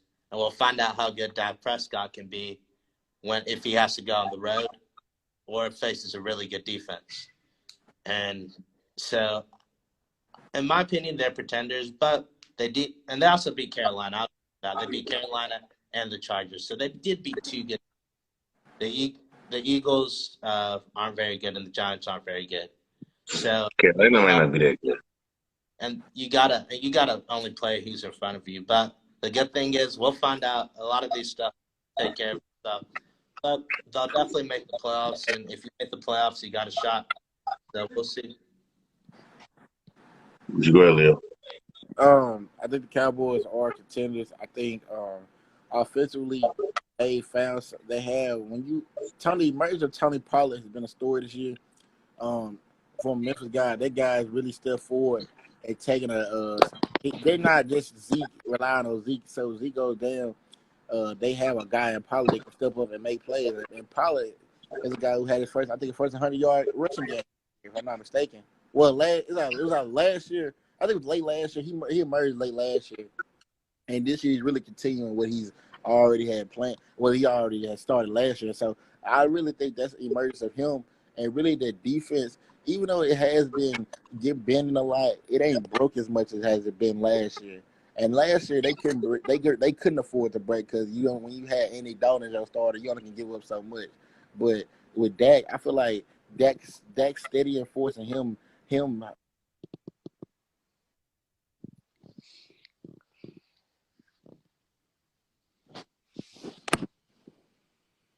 broke up again. Yeah, let me say something real quick. The one thing I do like about the Cowboys, they're running the ball well again. And as great as Dak's playing, and they were talking about on Twitter, I saw an interesting tweet. He used to be a dink and dunk quarterback, but now he's really done a good job throwing the ball deep down the field. But this offense, Kellen Moore's doing one hell of a job. He'll be a head coach sooner rather than later. But they're really more balanced than they've been ever since I remember under Dak Prescott. And I feel like with that recipe, and if the defense can get a little better and not give up too many yards, or just keep on forcing turnovers, that's a perfect way to get off the field. Then I think they have a chance to be better than most people may have thought coming into the season. But again, I got to see them in the postseason against an elite opponent before I crown them. Okay. Leo, you got anything to add?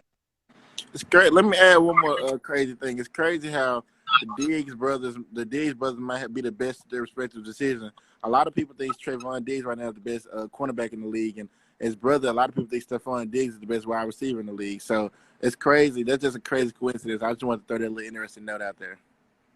Did they get the best corner in the league? I don't know, man. Marshall Lattimore ain't doing too bad himself. You know what I mean?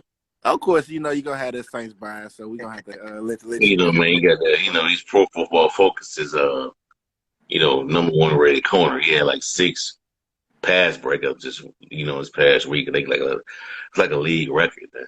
6 pass breakups, man. Terry McLaurin not even got shut down, man. This dude shuts down your best wide receiver. Whew. Shuts down your best wide receiver. Look what happened in week 1, Devontae Adams. Not even on the stat sheet, man. Can't even get on it. Yeah, I like Marshawn, and Marshawn gets lost in the fact that Marshawn didn't get the interceptions, but Marshawn makes the plays. If that makes sense. Yeah. All right, but let me ask y'all this, man. This is the last question, last topic, right here. Last one. I thought this is the last minute question right here. I gotta bring this up to y'all, man. And I think y'all notice it. Odell Beckham, man. What's up? I watched the Browns. I watched a little bit of the footage from Game Pass. And I want to look at the statistics, right? Odell is not getting hardly any targets. I saw those numbers. Nick Chubb had over 100 yards. David Njoku blowed up over 160, I think, receiving yards.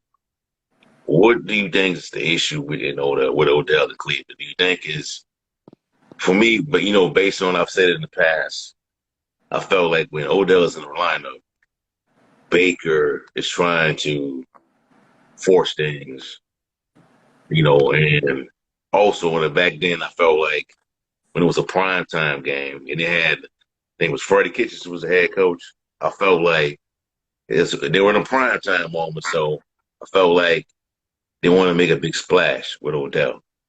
But I don't think that's it. So what do y'all think it is, man, with Odell with Baker? Thing, or that's not where it's not the place for him to be. What do y'all think? I think personally, I'm gonna take charge on this first.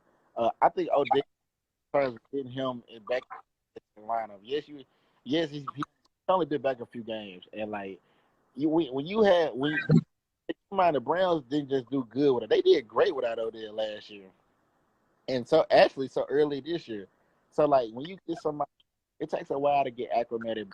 He's not fully back, and they don't even. He's not. They've gotten to the point to where they can win without him. This isn't the same Brown he left. He didn't when he got the Browns team that are good players. They have great players and made a great team. So therefore, you're not relying on one job done. So he's to a team that's arguably you could say I'm not gonna say better without him because Odell's special, but at the same time they don't need him to win. What if a team like the Rams inquire about Odell? How do you think that would look, man? That's dangerous. You were just leading. Can I go real quick? Go ahead. Yeah, you were leading me where I wanted to go. Trying to move on from Odell Beckham. The one thing I will say, even though Baker Mayfield is a really solid passer, the Browns are a running football team. They go how that running game goes. And so if that running game is rolling, that now opens up the play action, opens up a whole lot more for them to do offensively. And so I just think they need some help on that defense. I would try to trade Odell Beckham Jr., get either a defensive player and a pick or just get a defensive player. But it's time to move on. It just didn't work out. And Odell Beckham's a great player. He's tried, but it just didn't work out in Cleveland. And they have enough weapons where losing Odell Beckham Jr. isn't that big of a deal than what it may have been in years past with the Browns. But But they're just, in my opinion, there's still the jury's still out on Baker Mayfield. Not all because of his play, but he's also hurt. He has a torn labrum that he's playing with. But can he be that guy to help you win in the postseason? And look, they gave the Chiefs one hell of a game the last time in the postseason, and they really should have beat them this year. They just didn't make enough plays when they needed to in the end. But I still think I think I would throw the Browns in with those three teams we mentioned earlier. I think they can make it Super Bowl if they can get some more defensive help, especially. But yeah, I think it's time to trade Odell Beckham Jr. The question is, where would he go? I think, like I said, man, the Rams would be a good spot, but the Rams got a few good players on defense that Cleveland can use. Rams. What's the other good team out there? Saints. Saint. I don't know, man. I don't know, man. That's risky. And you got who else out there, man? You go to Kansas City, nah. Yeah, they're not giving it. Loaded. They're not giving it to him. They're not giving it to him. Higgs no. Nah, they already got wide receivers. They got too many. I think they got too many wide receivers. Yeah. Signing Josh Gordon was a waste. Like what's the point? I disagree on that. I like the Josh Gordon signing, but they need defensive help. They need that badly. Their defense is just. I saw a stat by Paul Hembekitos. They call him Hembo on ESPN. He put out a stat that the Rams' offense, I can't remember one year, they're averaging like 7 yards. The Chiefs are giving up 7, a little bit more than that. And I think that was maybe a historic Rams offense. So the Chiefs are giving up historically bad defensive numbers. So I think it's time for them to add more defense out. But the one thing the Chiefs can say, their secondary isn't as bad as the Seahawks. Hey, Odell Green Bay.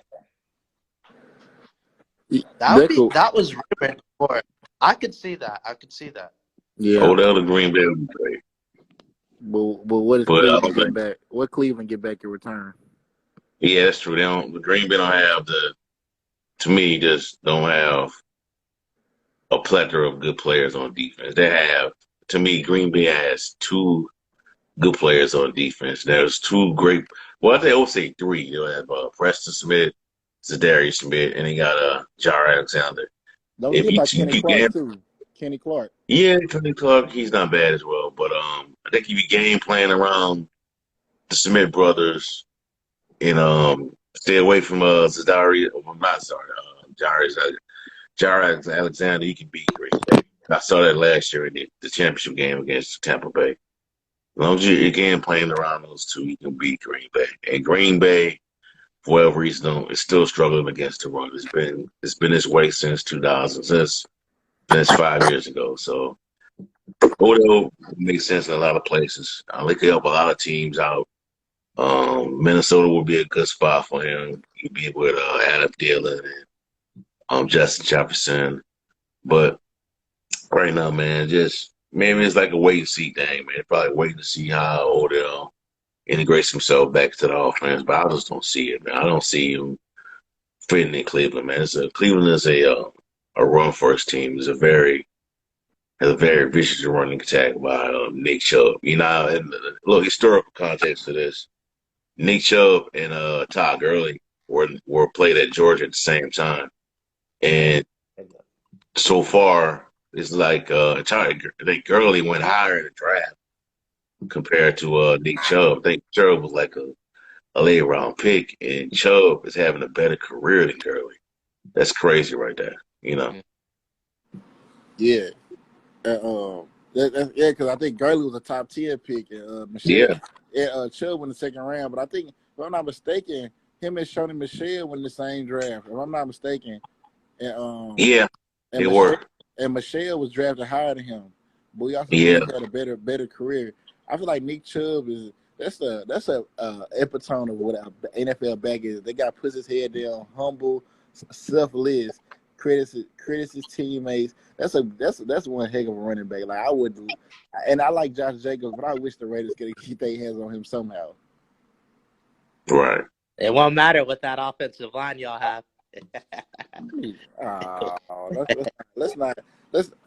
don't want to take shots at. I don't speak to people whose teams lose to the Jets. So let's not get in. Let's not take. We still gonna make the playoffs. You can book that. Y'all be lucky to make the playoffs. Y'all playing the NFC. Y'all playing the AFC's least. So like, congratulations. You're winning by default. Come on now. Hey, I watched that game, man.